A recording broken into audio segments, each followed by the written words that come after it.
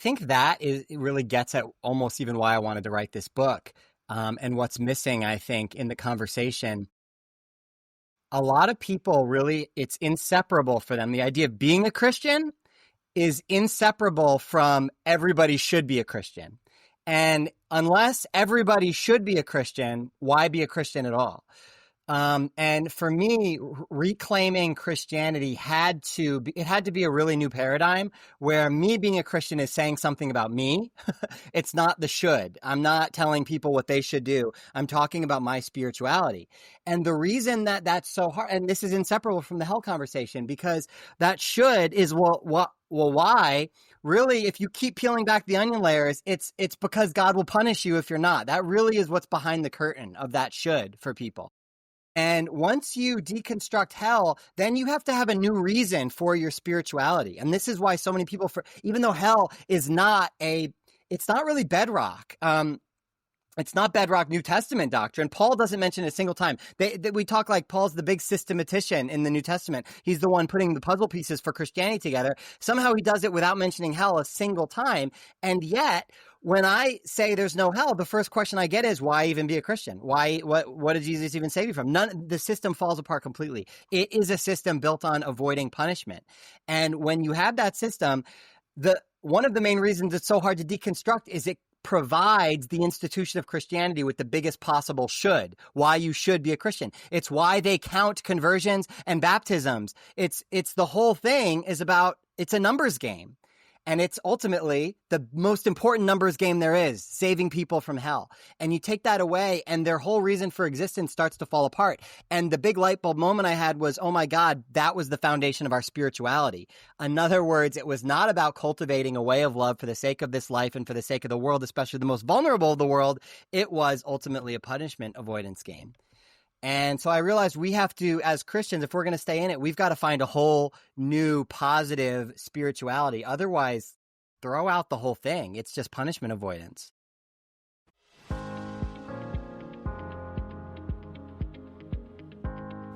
Welcome to the Shadow Mike podcast and YouTube channel, which aims to provide you with language, tools, and guidance in your journey towards personal and relational wholeness. We'll discuss topics ranging from psychology, spirituality, leadership, sexuality, and more. My name is Michael, and I'll be your guide for stimulating musings and host for insightful interviews with thought leaders, practitioners, and experts who have a thing or two to share about living an integrated and meaning-making life.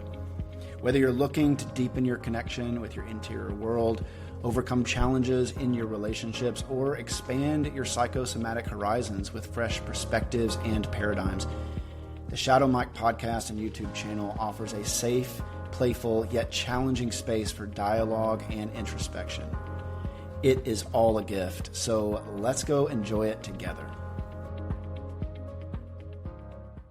Yeah, and I think that something you really hit on in the book is, the middle portion about really deconstructing hell and the whole system and the belief behind it.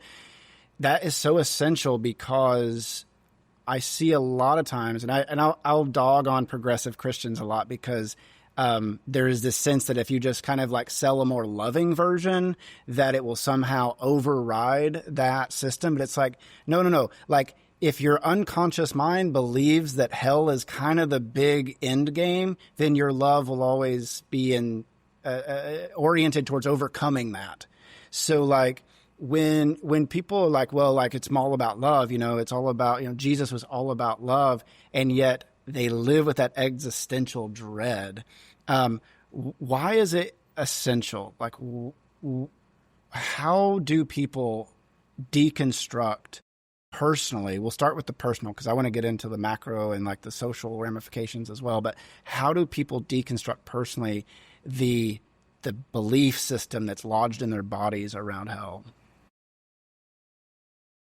The how is a tough one because I do think that this lives in your body a bit, and it isn't just changing your mind, because a lot of us were told. I know for me, if you were raised in the church, and I was raised in a more fundamentalist type of church, but for most people, when they first hear about God, I did a seminar recently, and I asked everybody, if you got saved or born again at some point in your life, if that was an experience you had, stand up. And everybody in that seminar stood up. And then I was like, okay, if hell was a part of the conversation in that decision, like you learned about the fact that if you didn't get saved, you might go to hell. If that was given to you, if that was in your mental model at the time of that decision, remain standing. Everybody remain standing.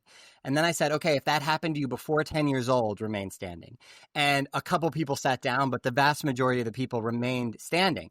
And so literally from the time, for me, it was 5 years old, from the time I knew the idea of God, from when I was introduced to the concept of what is a God? What the fuck are we talking about? We're talking about God. I was told from jump, it was a guy that wanted to punish me for who I was already as a 5-year-old. I was already in danger as a 5-year-old. And then I was told, okay, but don't worry, there's like an age of accountability. But honestly, it's not in the Bible. We kind of made it up. We're not totally sure if it applies to you. I remember thinking that, boy, I sure hope that age of accountability is like 8 or 9, because like, what if something happens to me? I could go to hell. Like, what if my salvation isn't totally put together? Because we were literally taught that this was our birthright, that punishment. And so that was baked into our ideas about God and ourselves, and of course, other people. I mean, I was told that my family members who were not Christians, my uncles and my aunts, my grandparents, my next door neighbors, my best friend who was Catholic, all of those people in my life, my most precious relationships, actually, many of them were going to hell. And so we prayed for them as a kid. And so all of that was, as a fundamentalist, heightened over an evangelical because we were hearing about it more. The major difference between an evangelical and a fundamentalist is emphasis and vibes. They believe the same things, but it was such a relief when I left fundamentalism. Like, oh, finally, we're not talking about hell all the time. This is great. Until I realized, oh, you all believe the exact same thing. You're just like kind of trying to ignore it most of the time and focus on the good parts. But it was the same story. And I think a lot of people, they just kind of tuck that existential dread behind the curtain, and it comes out in moments. Oh, I hope that person who died was a believer. Well, why? Why do you hope that? Because I hope they're in heaven. Well, where else would they be? They're being punished by God right now. Like, we believe that about the people that we love. And that's not fundamentalists. That's regular evangelicals. And so we have to carry that. And that's baked into not just our idea of what it means to be a Christian, but really our idea of who God is and what it means to be in a relationship with God. Did you ever have an option to not be in a relationship with God? I was told that you had to be in a relationship with God or you'd be punished in hell. And so there is something fundamental there. And so to answer your original question, just to bring it back to that, like, I don't think you can just be like, well, I hope there's no hell, because a lot of people throw away the idea of God and they become an atheist. And I think a lot of that has to do with they're throwing away the punishing God that might damn them to hell. I also throw that God in the trash bin. That's not a God that I believe in at all. I have more in common with many atheists than with somebody who believes in a punitive God, I would say. And so to deconstruct 100%. some of that is hard. It takes, I think, some real deep rooted work of like your view of yourself, your view of God, your view of other people, and realizing that that punitiveness was kind of woven into everything. Yeah.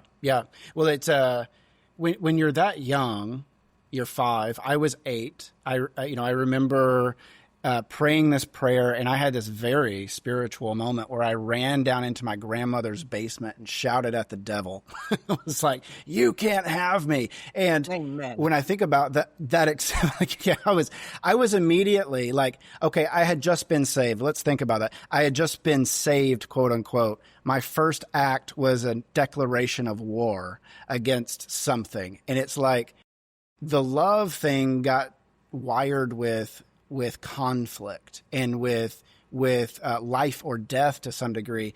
And when you're that young, there really can't be any consent. Like a 5 or 8 or 10 or even a 13-year-old kid cannot truly consent when the option they're given is total love or total abandonment by an all-powerful, all-seeing, all-knowing divine entity. I mean, then you lose connection with your own intuition, your own sense of agency. So how the fuck could you possibly make decisions for your relationship, your career, your life that are rooted from a place of authenticity rather than a place of just fucking survival? Yeah. I think it also, from a young age, it twists the very meaning of love. It shapes your understanding of what love is. Just like, if there's a kid who is raised being abused by a parent and, he's told, I love you from that parent who is beating them or abusing them in some way, then your version of love can include that kind of abuse. And you begin to question, Bell Hooks talks about this in All About Love.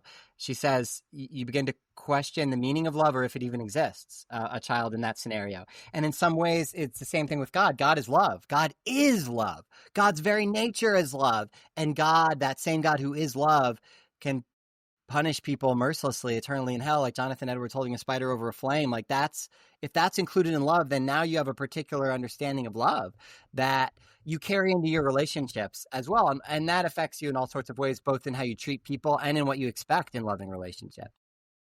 Absolutely. Well, before we move on, I just want to, we're already flying. So let me introduce you. Let me introduce Hellbent and just kind of set the stage. And then, Brian, I'd love for you to share kind of like the origin story. I mean, how this all started, going back to, you mentioned your fundamentalist upbringing. You mentioned deconstructing from that into evangelicalism. I want to hear about Bob Jones, because an interesting point. I went to Lee University. And Lee University, Cleveland, Tennessee, is the original home of Bob Jones University in the 30s. Wow. Okay. Yeah, that's right. Yeah. So it was like, I was like, wow. Okay. There's a resonance with the very strict kind of way of existing as a Christian. So I have today with me my friend Brian Recker, who I first got to know as the guy who used to be an evangelical pastor. And Brian is a public theologian, writer, and now author of Hellbent: How the Fear of Hell Holds Christians Back from a Spirituality of Love, which, by the way, releases on September 30th. You can pre-order. I'll have links in the show notes for how you can order that book. And this book, I will say, Brian, just sparks tons of imaginative ways that we can live now. Like it deconstructs, it names the unnameable, and then invites a new framework. It's absolutely beautiful. So as we dive in, will you share kind of like your origin story, how you were raised in the church, like your first experiences there, and then how you got to this point where you're writing a book critiquing hell and deconstructing that? Man, first of all, Mike, thanks for having me, dude. And it means a lot that you would say that about the book. I feel like I had those kind of ambitions because I knew that Deconstructing Hell was more. I had read Rob Bell's book. I feel like I had lost my belief in hell, but what's on the other side of that is a big question mark for a lot of people. And to do that in a way where I'm not just giving you answers and saying, here's the new set of dogmas that you have to believe now that we tore down the old ones, but to actually invite people into a new framework of curiosity and learning how to live with that. It was a lot of fun to write. It was really good for me. I wrote the book that I felt like I needed 10 years ago, or even more, honestly. The dedication, I guess, kind of says it all. I dedicated it to, it says, for my children, for my own inner child, and for the children still anxiously squirming in the pews. And in some ways, I'm still preaching that to myself, because I was raised, like you said, as a fundamentalist. Hell was very central.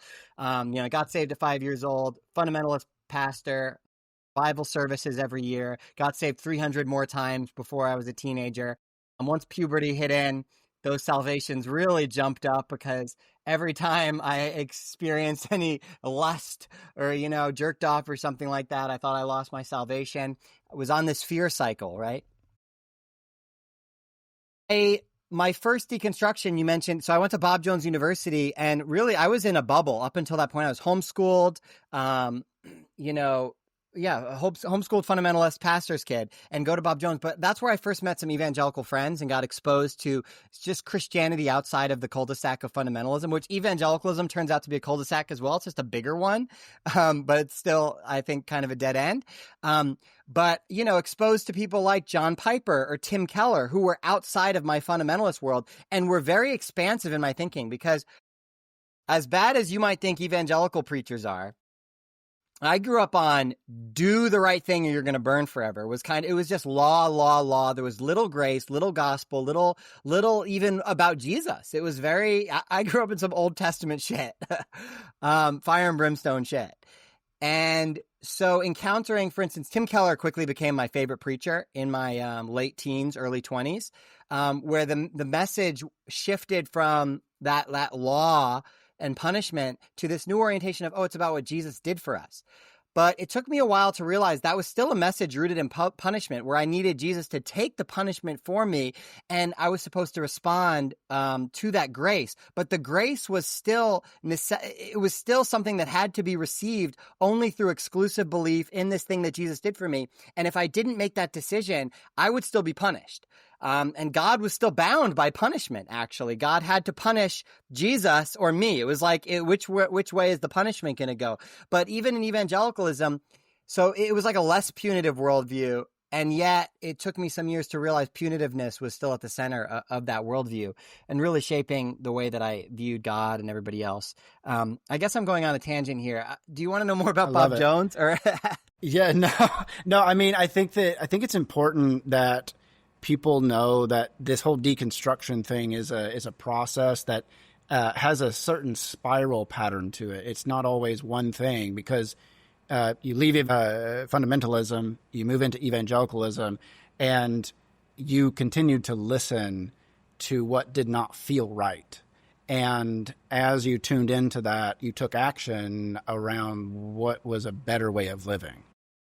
Yeah, that's a good way to put it. There was a little brief pause in there, I think, where I think becoming a pastor made it difficult to listen for a little while, because I did put myself under that institutional pressure. It seemed like this really natural thing. I was falling in love with the church again once I was out of evangelical or out of fundamentalism. I was kind of fired up. I was reading. I love Jesus. Like, Jesus is incredible. I started to go into depths with the person of Jesus that had me excited about ministry. And I became a pastor, but I was in that world of evangelicalism. And I didn't realize at the time the ways that I would have to ultimately probably censor myself, keep myself from continuing to evolve, because it's very hard when you're placed in an organization and in a web of relationships, and your financial compensation, all of that is dependent on continuing to ascribe to particular dogmas. It's very hard to question those dogmas with any kind of objectivity. Even though pastors have theological education, they are probably the least objective when it comes to evaluating a theological position, because they're being paid. Yeah, 100%. It's like a salesperson is not going to be objective about the product that they're selling. They really want you to have the best view of it, right? And I'm not like, I don't think most of them are aware of that at all. I became much more aware of it when that pressure was off my shoulders. While I was still in that world, I wasn't like consciously like, oh yeah, I'm going to do this evil thing. I'm going to, go against my conscience. I don't think where the vast majority of people are. I think there are some slimy people at the top of those institutions that are, in fact, they don't give a shit. Like, there are some people I'm like, man, you should really know better, some of the stuff that you're saying. And I suspect them of being grifters, but I try to not pass that judgment, because I know that I was not a conscious grifter in that way, but I do know that when those pressures were off me, I all of a sudden realized I'm allowed to evolve. Yeah. So getting into hell, let's just get into hell together here. You write in, let's just hop in. The water's fine. You write in your introduction, and I just want to read this. I think it sets the stage for what Hellbent really is all about. You write, for many of us, spirituality has been so defined by fear that if we uprooted punishment from our faith, there would be no positive spirituality left. We don't have a map for imagining spirituality outside of punishment. My goal in this book is to help you rewire your brain and start to imagine a spirituality of love beyond a punitive God. So can you alluded to this earlier. There's the fire and brimstone preacher archetypal image that we think of when we think about the hell thing. But anyone listening to this podcast, and I would say a majority of people listening to any podcast you're on, if they are involved in a church, they're involved in a church that does preach a certain like lovingness to it, right? There are people listening to this channel that have left church a long time ago, but still, I had clients today, Brian, who are living with this sense of I'm bad and I'm afraid. And it's all rooted in the conditioning of religious conditioning of their childhood. Can you talk a bit about this fear, this spirituality of fear, of avoiding punishment, and how it showed up for you and how you've seen others, particularly in the queer community, because you talk a lot about your queer brothers and sisters and how that has been experienced and had to be overcome? Well, we were all, not all, the majority of us were taught from when we were young, if we were raised in a church like this, that we were born sinners, that we were born depraved, and really worthy of hell from birth. And, some Christians allow for like an age of accountability and that sort of thing, which again is totally made up, really just to kind of turn down the temperature a little bit on how horrific that sounds, that like babies are worthy of hell. So they kind of believe that they hold this weird tension where, yeah, babies are actually worthy of hell, but God kind of maybe gives them a pass up until an age of accountability. But we're born inheriting that original sin, which is, and I don't go into extreme detail on this, but that's actually not taught in the Bible. That the Eastern Church does not have that teaching. So this is kind of a bit of a Western way that this presents. Not that we have the corner on punitive, fear-based religion, but the way that many of us were taught it was that there was something wrong with us that we were born with. And I felt that pretty deeply myself. And like I guess I already mentioned, it really became quite intense, especially when I went through puberty and experienced sexual desire, because this is often bound up in sex as well. I remember as a kid, just being afraid that God was going to punish me. And a lot of that was fueled by some of these fire and brimstone type services. And then when it came to communion, that was an especially visceral moment where I was being presented with this idea that you're not supposed to eat or drink unworthily. And so I would often feel like I was doing this really extreme accounting of my sins before I could go and take the juice and the cracker. And my dad, who is a preacher, might remind you that, yes, some people have gotten sick and even died because they took it unworthily. And so like as a 7-year-old, I'm sitting there like, well, I hope I don't die. Maybe I shouldn't take it, especially if I had some sort of a dirty thought or something like that. And so all of that and that's my relationship with God. And so Christians, we talk a lot about our relationship with God, but many of us have a relationship with God that really is about checking in. Am I on the right or wrong side of that line of punitiveness, really? And that is rooted in a hell-based spirituality, because if you believe that that's on the table at all, then that does become the priority. I say in the book that hell, it sucks the air out of the room in terms of a positive vision of spirituality, because if anything like hell exists, anything that extreme and horrific, then really the most important thing about this life is just not going there. And it really does make the entire point of spirituality not going there. And so you're always just concerned with making sure that you're in that right place. Now, not everybody fixated that much. Like, I think those of us, it's almost like you have more spiritual trauma the more seriously you took this whole thing. Yeah. And I 100%. find that for queer people, they took it the most seriously because they were made to feel the most broken. The more broken the system made you feel, the more you often doubled down on the supposed cure. You were being told that you had a disease that was this sinful thing. You're detestable in God's sight. So often it was queer people in the church who doubled down on that cure, which was fear-based religion, to try to feel better. And the most extreme form of that, of course, is conversion therapy, where it's like, please, something needs to fix me because I can't live every day thinking that I'm a piece of shit in both the sight of God and myself. And that, in that sense, when they were feeling those thoughts about themselves, that was them being spiritual. That was their spirituality. So fear becomes an act of spirituality. I remember I tell this story in the book at Bob Jones. Dr. Bob III had this mantra he would have us all say before we would go back home for Thanksgiving or a long break. He wanted us to have hell in the front of our minds as we went to be around our family members, our loved ones, maybe unsaved friends. And so we would stand up as a student body and we would all say together, the most sobering reality in the world today is that people are dying and going to hell today. He would have us say that like twice, I think.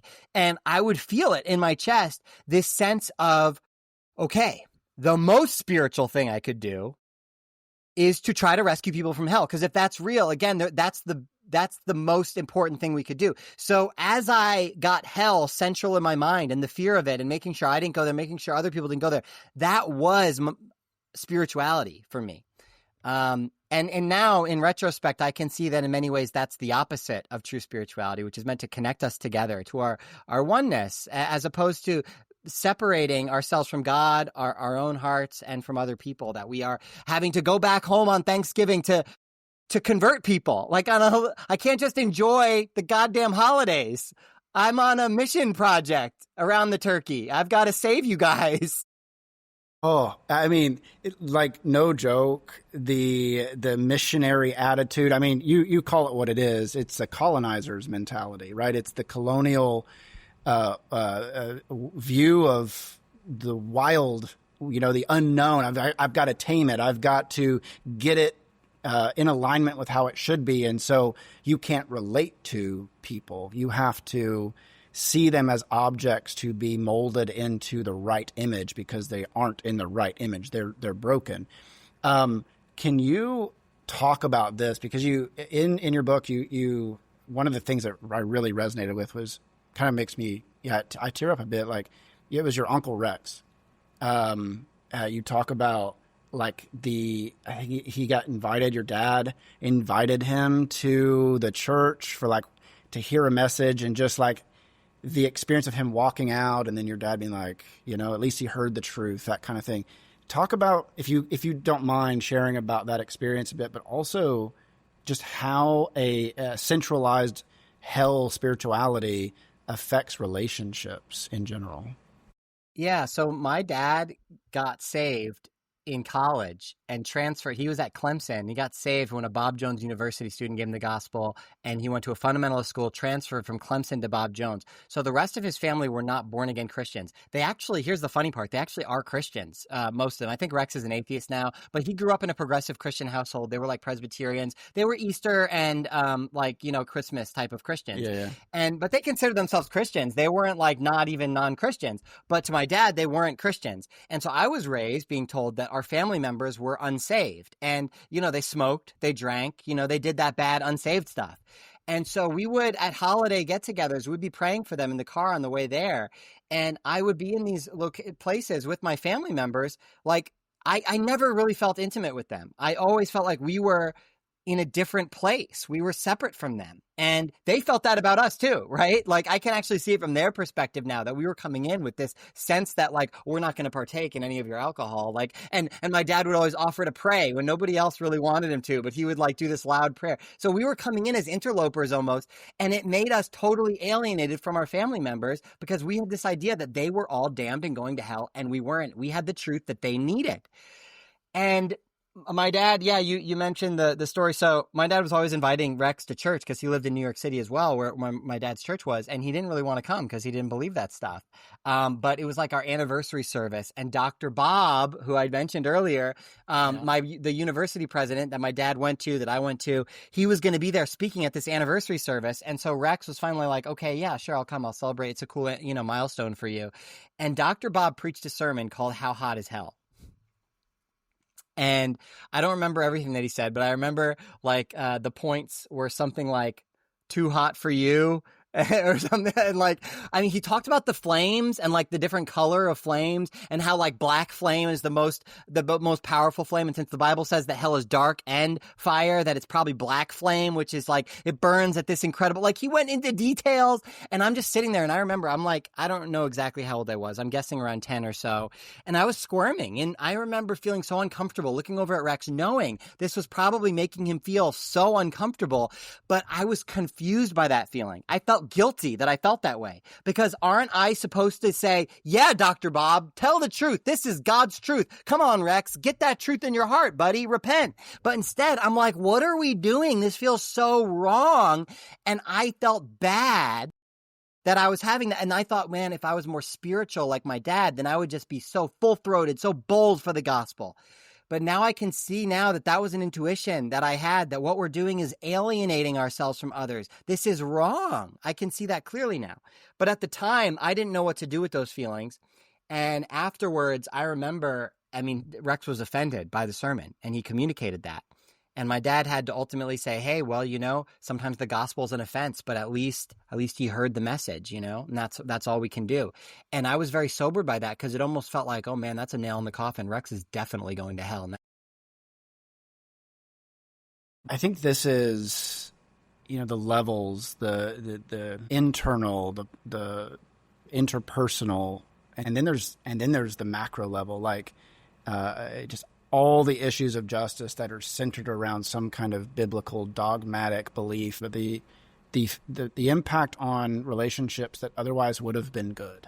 I think that for me is what brings up the sadness, is how many relationships that and I know so many others, objectified, saw those people as essentially bad that needed to become good, rather than like gods to experience. You know what I mean? And there were so many family members and friends that what could I have learned from them? Like, how many people had secure attachments in my high school that I could have learned about secure attachment? But I was trying to convert them in my anxious avoidant attachment to get saved. And like, geez, we missed out on so much wisdom. Absolutely. And we still do. I think Christian supremacy, I think that even in progressive Christianity, the assumption that Christians have like the corner on how to live well, and that's where we should be learning from primarily, or that we're even more spiritual than other people just because we're Christians. You mentioned the macro level, so maybe I should hold off. But yeah, what I was thinking of was not even just individual people, but entire spiritualities. Like, instead of colonizing indigenous people, if Christians would have sat at their feet and learned from them, I think that our spirituality could have been enriched. Instead, we tried our best to wipe them out. Yeah. And that happens in personal relationships, essentially, too. Well, there's it disconnects you from the feminine, from the elements. I mean, all of the ways that we lose access to just spirituality. I'm reading a book now that talks about just the indigenous spirituality within each person, because everyone at some level comes from something that is rooted into the earth. And it's just the colonizing effect that pulls us away from that. I mean, Christianity has been a massive catalyzer in that. But the macro level, let's dive into that a bit. I mean, it still is something that I notice in myself. Absolutely. There's some kind of old voice that's connected to the collective consciousness of oh, that's a lesser problem. That's not actually that big of a deal, because ultimately the goal is about salvation, about escaping hell. And so we don't care for the widow. We don't care for the poor. We don't give a shit about what's happening in Palestine. Talk through how a spirituality of hell distorts our ability to care for our neighbor and for people who are being marginalized and harmed.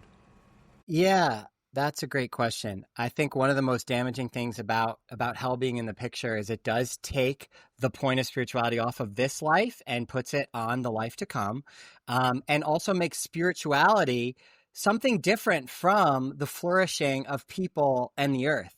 And I think we've just got that all wrong. I think spirituality is about how we live. It's about how we flourish. It's about how we live together. It's about how we all can live, and making space for us to all live the kinds of life that God wants for us, wholeness of life, shalom. That's what the message, and you don't have to go outside of Jesus to see that. This isn't some wacky thing. That the kingdom of God is an earthy message. It's on earth as in heaven. The problem's not in heaven. The problem's on earth. That's where we need spirituality.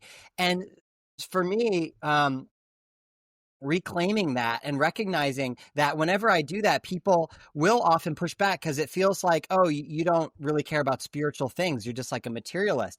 But no, I think that the earth is charged with the grandeur of God, that actually this stuff is God's stuff, that actually how we live and treat everybody, this is the spiritual playing field. It's right here. It's right now. This is the whole point of it. It's to love ourselves and God and other people in this world, and to create a world that is rooted in the justice and love of God.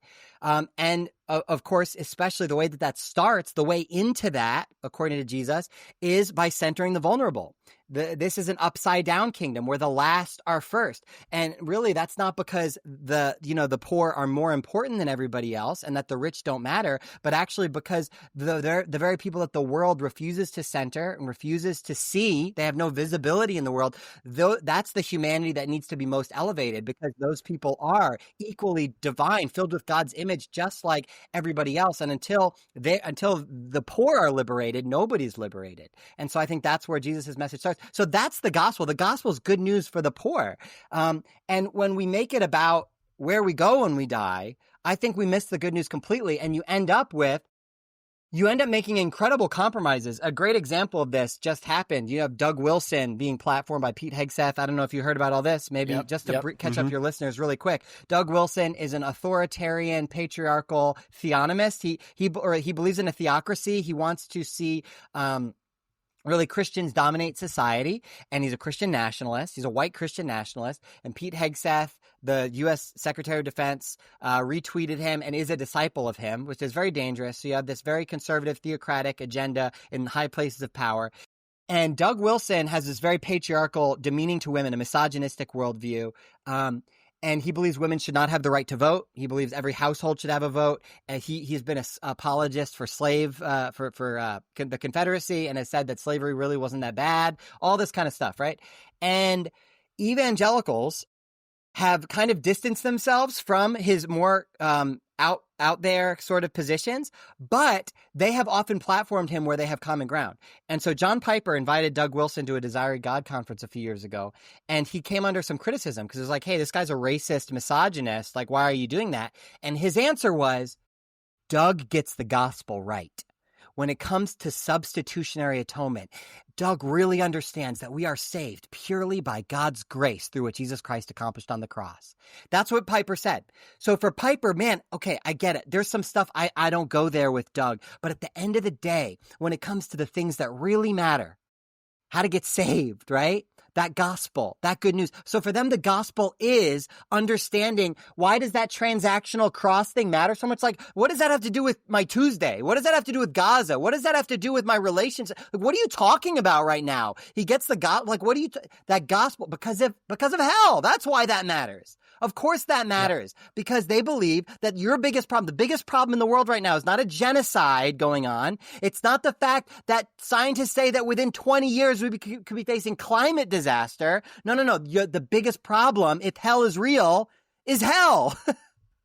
And so it it totally ruins our possibility for a spirituality for this world. But I don't want a spirituality if it doesn't have to do with how we live together on this, what Martin Luther King Jr. called the world house. Learning how to live together in peace, because otherwise we're going to tear each other apart. That's the kind of eschatology I think we need to be talking about as Christians. The one that helps us live in this world, not the one that helps us escape it. Yeah, you write around this topic, around the macro, kind of the impacts, the social impacts, the political impacts of a theology of hell or a spirituality of hell. You say, evangelicals often speak of good deeds like caring for the poor as a distraction from the, quote, main thing. This focus on hell doesn't just make conservative evangelicals ignore social welfare. It frequently causes them to actively oppose it.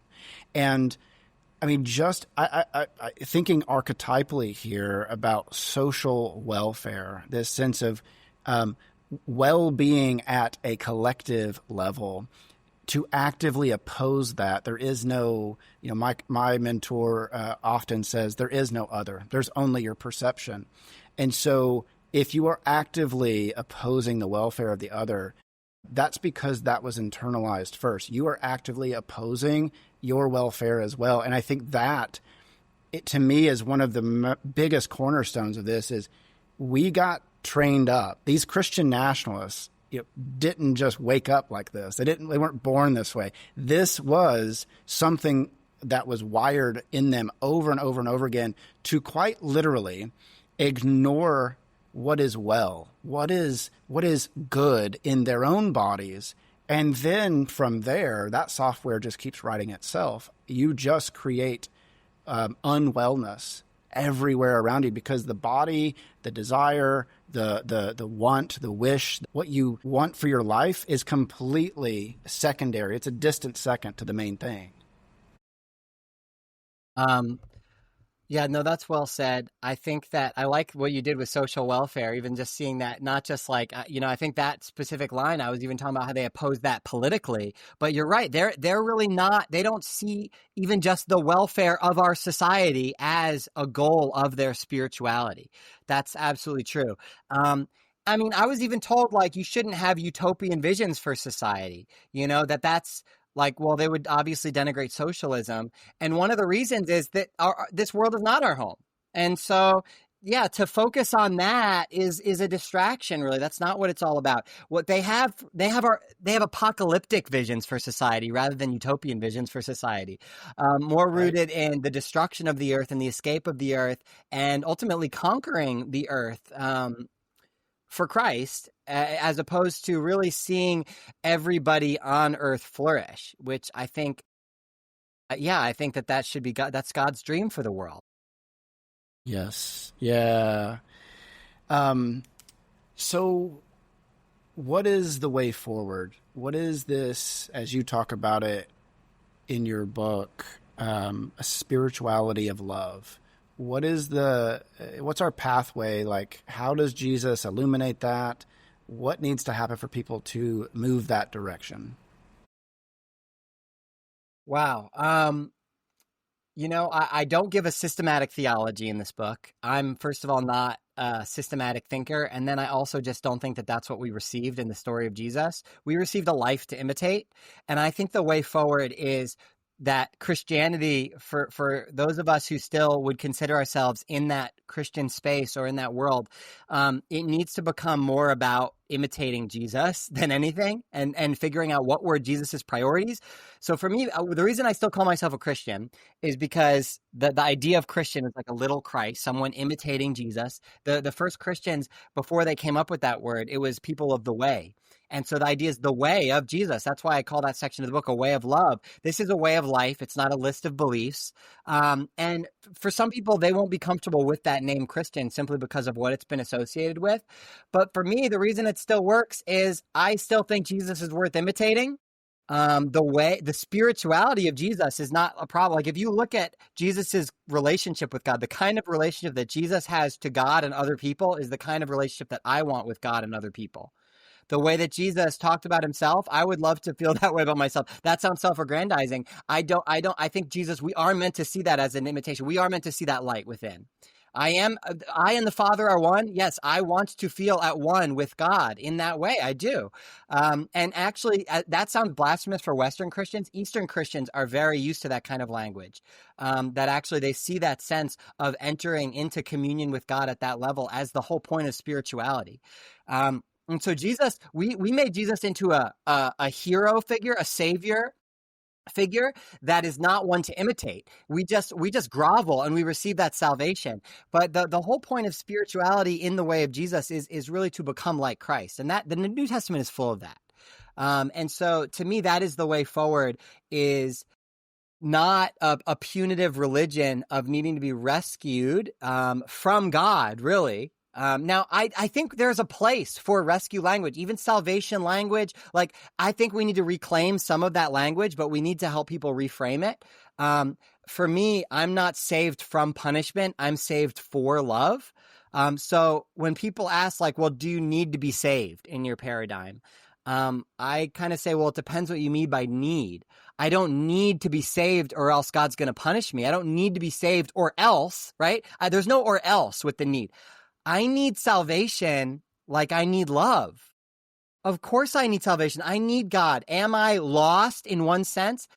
Yes, in one sense, we all are in need of one another, of our connection to God. We are not atomized people. Like, there is a neediness, but I think for us, we received a spirituality that where we were only told that that if we didn't experience that salvation, then we were eternally fucked. And I don't believe in that kind of salvation where you need it like that. I need salvation like I need you in relationship, or I need God in that same way. We need each other. Yeah.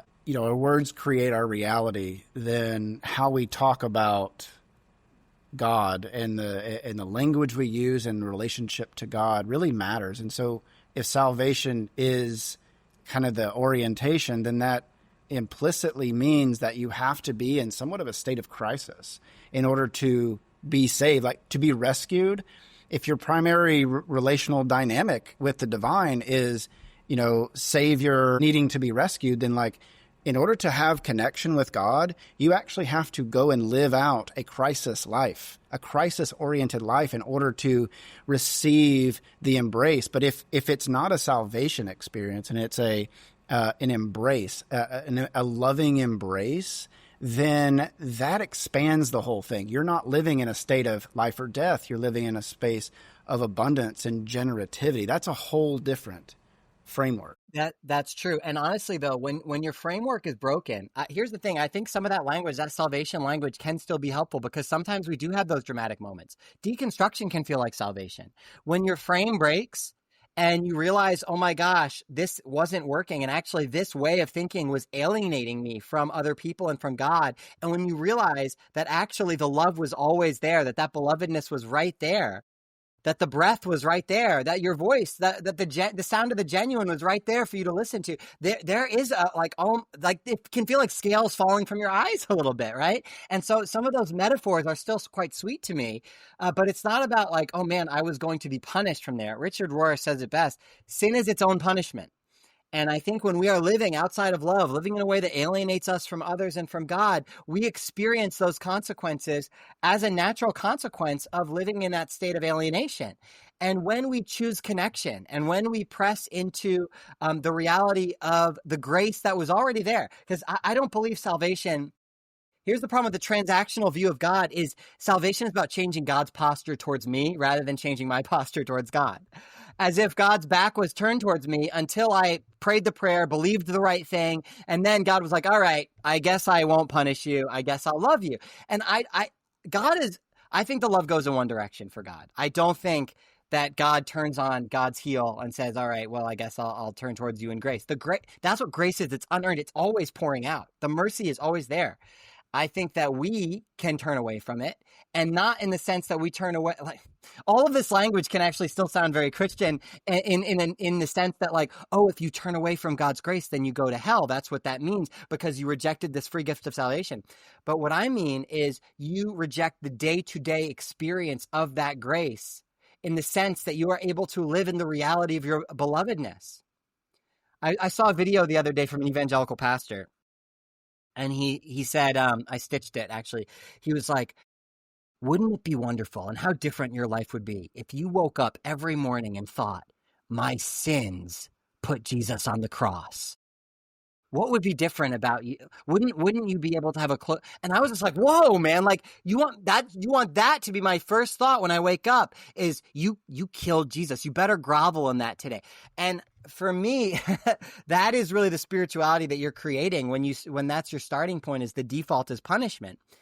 And as opposed to, I think a beautiful thought to maybe wake up to is that I'm God's beloved, and so is everybody else. And that's always true, but we can certainly live in ways that deny that reality. And so for me, living in light of my salvation is when I'm aligned with the reality of the grace that is already there. I didn't have to create it or manufacture it. The invitation was always open. Just like the parable of the prodigal son, the father is running out. God's never turned back away. And the question is, are we going to be like the older brother who refuses to go into the party because of who else is in there, or we're not so sure, or we're going to be like the younger brother that receives that grace? And again, like he's still a son. Like I don't believe that hell is a metaphorical typological experience that the older brother experiences, not punishment from God, but the alienation itself is the punishment. And I think people who are sitting out thinking, oh, those other people who don't know about Jesus, they're going to go to hell. They're experiencing that, I think, psychological reality of hell in that very framework. Yeah. Well, I know you mentioned, I think it was in another interview you did, the Living Buddha, Living Christ, and Thich Nhat Hanh's work there, and the introduction, Elaine Pagel's pulls forward a number of Gnostic verses, and in the Gospel of Thomas, there's one that's if you bring forward, one of the sayings is, if you bring forward what is within you will save you, and if you don't bring forward what is within you, then what is within you will destroy you. And that the Gnostic Gospels, like when I think about reimagining Jesus, because the name, the language is very coded for those of us who went hardcore into the evangelical world. The reframing, for me at least, has been deeply rooted in the Gnostic writings and understanding Jesus from a whole different perspective and hearing sayings that really put me in touch with the Christ within. What have been, as we kind of wrap up here, what have been the ways that you've reimagined your Christianity, your Christian spirituality, your relationship with Jesus? How has that been reimagined for you in this stage of life? Yeah. So for me, I still go to church. I am still a church going person. And that is, I do still love just feeling connected to a body of believers. I don't know that we all have to agree on the same things. There are aspects of Christian theology and doctrine in certain creeds that, I might think are more metaphorical than literal, but I find my connection to that community to still be powerful. But I don't think that that's the only place where I receive spiritual connection. I really try to see that everywhere, and in my relationships. And I think Jesus modeled this really well. I mean, Jesus went to the synagogue, but I don't think anybody would say like Jesus was a big church guy. He seemed to really come alive around tables with friends, and like chosen family for Jesus was really important. It's so funny that in evangelicalism, like the goal that we were all working towards was this like sort of man-wife couple, a married couple at the head of a nuclear family with a white picket fence, kind of isolated from everybody. And it's like the opposite of what Jesus did, which was like chosen family, that was just boundary breaking and outside of class distinctions. And so I think where I've most experienced, I think, spiritual connection is also in cultivating that community with people that are outside of the systems. And so over the last few years, some of the relationships that I've made with queer people have been really formative for me because they do chosen family really well, and kind of understanding how we can still, for me, deconstructing evangelicalism was a step, but I think we've got to keep going because these bad systems exist outside of evangelicalism too. Like my girlfriend is not a Christian. She's never been a Christian. She doesn't have that background. She did not deconstruct Christianity. But so it's funny. Sometimes I'll talk about like the patriarchy within evangelicalism, and she'll be like, babe, like, that was my whole upbringing. Like, are you kidding me? Like, that's not just evangelicalism. The patriarchy, that's the whole world. White supremacy is not only evangelicalism, right? These are systems that exist outside of evangelicalism. And so for me, that deconstructing, continuing and seeing us as a part of a larger story, and even seeing what Christianity originally was this group of people that was anti-empire, that was ready to dismantle these systems of domination and stand with the oppressed, not with the powerful, but with those being crushed by the powerful. And to always find yourself there, that's where Jesus found himself and why he was ultimately crucified. And so always putting myself there and recognizing that a lot of the times that's not Christians in that space. That's not like always doing the Christian thing. And Jesus wasn't always just looking for the most Christian people, right? Like, that's not the point. And so sometimes God is working, the Spirit is working, and I don't think it has to do with the boundaries of Christianity. That God's Spirit is not limited to Christianity or only moving within Christianity. However, I do think that Christ said that he would be found among the least of these. And so I think that's always the best place to look. Not who's the most Christian, but who is being oppressed by systems of domination. And so I think that's a really good question. Am I on the same side as Jesus is like a driving focus of my spirituality?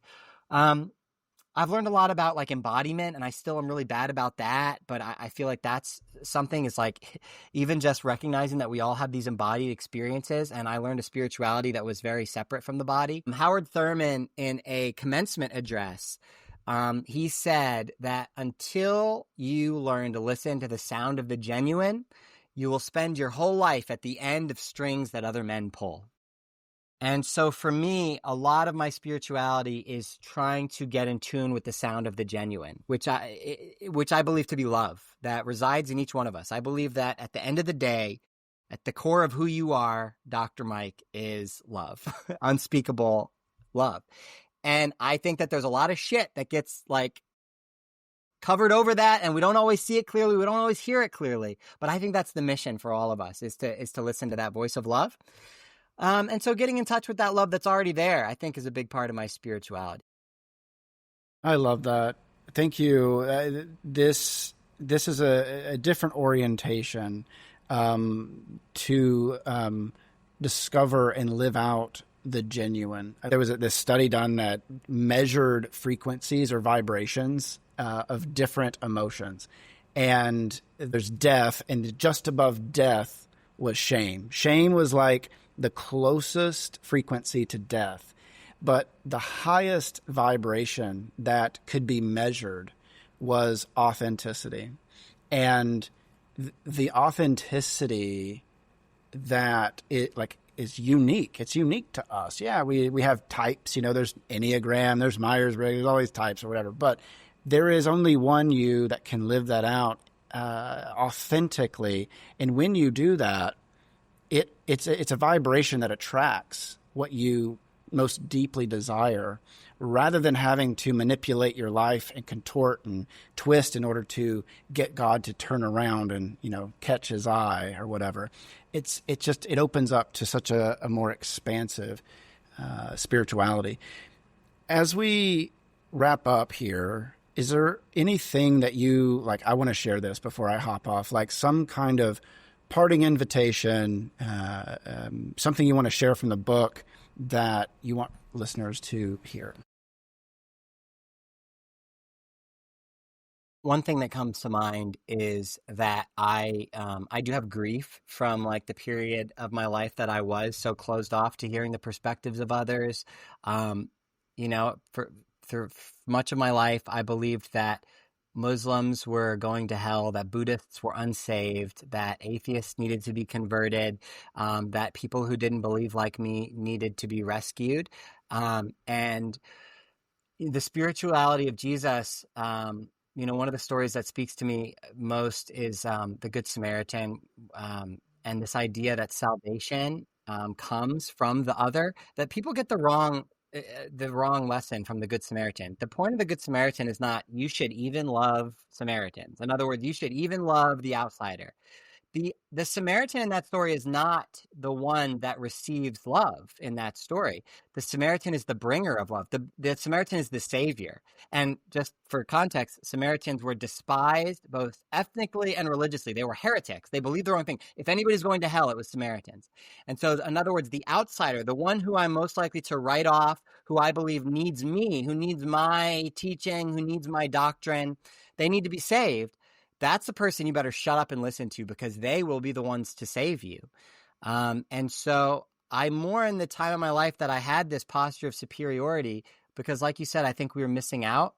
And now I'm excited to try to live my life. And listen, that's not to say I don't still fall into the traps of superiority and separation. I'm separate from you. I'm better than you. But to, as much as possible, enter that mind of Christ, of humility, and to recognize that we're all made of the same stuff and we're all in this together. And the people that we're most likely to write off, we need to see God in them most of all. And that's probably where we will meet the God that we need to save us. If there's any kind of salvation that we still need, it's from those people. Yeah. The Savior is walking down the road, and it's the person that you wanted to reject that's your salvation. I mean, that's beautiful. Jeez. I say all the time, like, queer people don't need to be saved with the message of the church. Like, queer people will save the church if they would let them.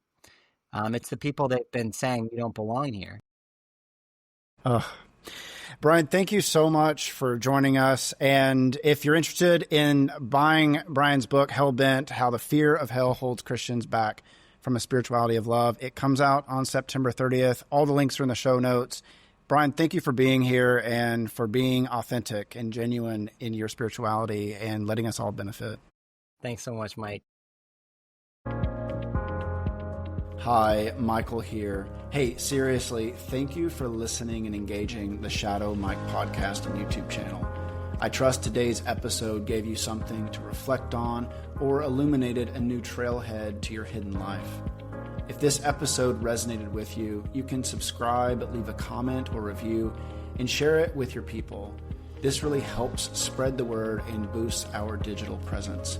Remember, growth isn't a straight line, and we're all figuring it out as we go. I'm grateful to be in this unfolding and excavating work with you. Until next time, be yourself. You've got a good self. And remember, it is all a gift.